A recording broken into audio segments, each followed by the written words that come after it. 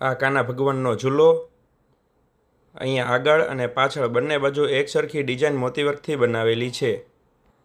આ ઓમ હનુમંતે લખેલા તોરણની ડિઝાઇન।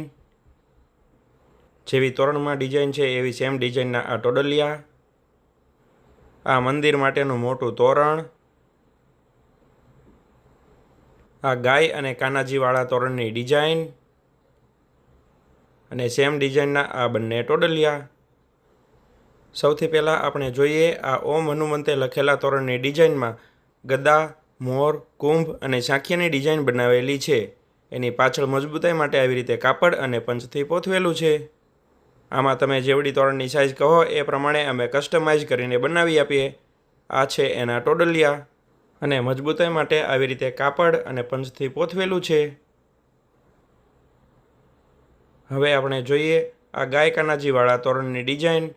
આ તોરણની ડિઝાઇનમાં ગાય, કાનાજી અને કુંભની ડિઝાઇન બનાવેલી છે। આ એકદમ નવી ડિઝાઇન અમે બનાવેલી છે।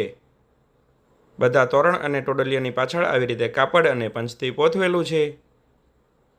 જેવી તોરણમાં ડિઝાઇન છે એવી સેમ ડિઝાઇનના આ ટોડલિયા બનાવેલા છે। તોરણની કિંમત તોરણની ડિઝાઇન અને એની સાઇઝ પરથી નક્કી થાય। આ બધા તોરણ અમે ખાટલી વર્કથી બનાવેલા છે।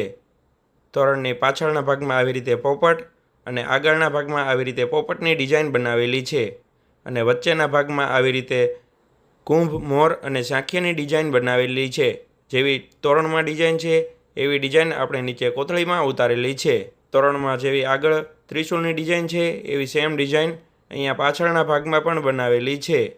આ તોરણના પાછળના ભાગમાં પણ આપણે કાપડ અને પંચથી મજબૂતાઈ જળવાઈ રહે એ માટે પોથવેલું છે।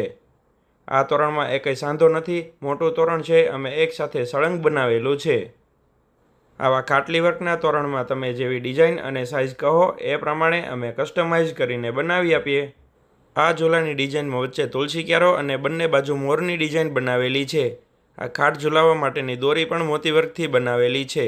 આ ઝૂલાનું જે સ્ટ્રક્ચર છે એ સ્ટીલનું છે અને એના ઉપર અમે ઓરિજિનલ મોતીથી વર્ક કરેલું છે।